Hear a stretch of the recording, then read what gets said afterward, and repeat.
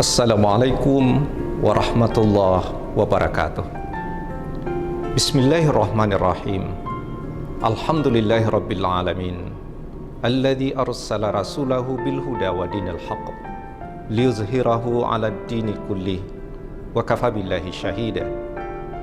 Asyhadu an la ilaha illallah wahdah la syarikalah wa asyhadu anna Muhammadan abduhu wa rasuluh la nabiyya ba'da. Pemirsa UNP TV yang dimuliakan Allah,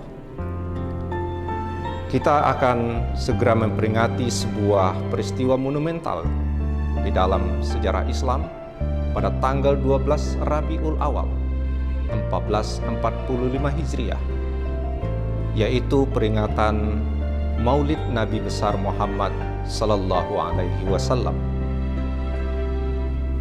Ada yang menyebut maulid, ada yang menyebut maulud.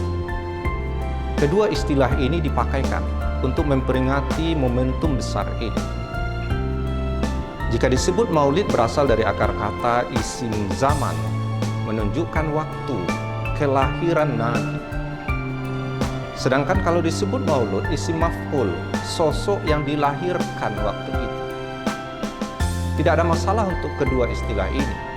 Kalau disebut dia maulid, berarti momentum untuk memperingati sebuah fase kelahiran orang besar yang mempengaruhi peradaban dunia ini, yang dikenal dengan jahiliyah menjadi berilmu pengetahuan, dari alam yang gelap menjadi terang benderang, dari kehinaan naik ke derajat mulia. Momentum itu merubah peradaban yang sangat dahsyat di dunia ini.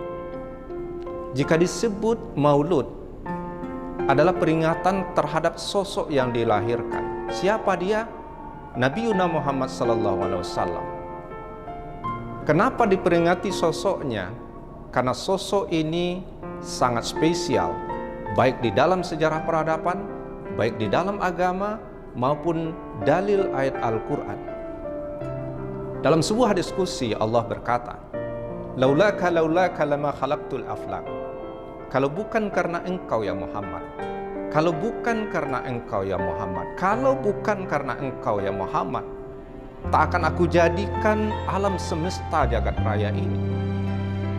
Berarti maknanya, atas dasar apa Tuhan menciptakan seluruhnya ini? Karena ada Muhammad. Kalaulah tidak ada beliau, mungkin kita juga tidak ada. Alam semesta ini tidak dijadikan. Begitu redaksi Allah di dalam sebuah hadits qudsi. Kenapa penting peringatan maulid itu? Walaupun secara dalil agama ini debatable. Karena di dalamnya ada nilai. Di dalamnya syarat makna.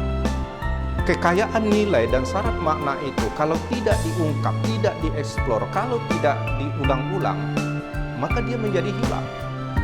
Tak kenal maka tak sayang. Tak sadar kalau tidak tahu. Sehingganya beberapa pakar ulama menyatakan, kenapa ada peristiwa maulid yang dikemukakan oleh dinasti Fatimiyah. Ada yang menyatakan dari Salahuddin Al-Ayyubi kira-kira tahun 1200. Kunci yang ingin ditancapkan oleh para pakar untuk menyatakan itu, di sana ada nilai yang diekspor. Ada sejarah yang harus dipelajari, ada nilai yang akan diterapkan. Semakin diulang tiap tahun, kesadaran itu muncul, akhirnya berdampak positif kepada kita umat Islam. Kenapa beliau diutus? Allah menyatakan, "Wa ma arsalnaka illa rahmatan lil alamin." Apa esensi, apa tujuan Rasul diutusnya? Tidak lain hanya satu kata, rahmat. Apa arti rahmat? Memberikan karunia terbesar terhadap peradaban. Tidak hanya kepada umat Islam, tapi ke seluruh kemanusiaan yang ada di dunia ini.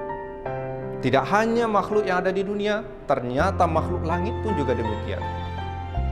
Innallaha wa malaikatahu yusholluna 'alan nabi. Sesungguhnya Allah dan para malaikat bersalawat kepada Rasulullah. Artinya apa? Rahmat itu tidak hanya terasa di bumi, tapi juga terasa di langit. Ketika beliau hadir memberikan rahmat bagi kawan. Ketika beliau hidup memberikan cinta untuk sahabat. Sehingga Abu Jahal dan Abu Lahab pun pernah menyatakan, sebenarnya sia-sia kerja kita kalau akan menghalangi Muhammad. Karena dia memiliki cinta yang tulus, hati yang jernih, dan beliau ingin mengembalikan peradaban ini ke porsi peradaban mulia dan terhormat. Tidak salah kiranya seorang peneliti dan penulis non-muslim, Michael H. Hart, menulis dalam bukunya 100 tokoh yang berpengaruh di dunia, siapa ternyata yang ditempatkan Muhammad Sallallahu Alaihi Wasallam. Artinya apa? Beliau tidak hanya milik umat Islam, beliau tidak hanya milik dunia, beliau tidak hanya milik satu kelompok suku. Beliau berhasil mengangkat derajat martabat manusia dari yang jahiliyah menjadi ilmiah, dari yang hina penuh kekufuran menjadi berperadaban penuh keimanan. Apa misi yang dilakukan Rasul selama proses kehidupan beliau? Beliau ditugaskan punya satu misi. Innama bu'istu liutammima makarimal akhlak. Akhlak adalah simbol peradaban tertinggi dari sebuah masyarakat.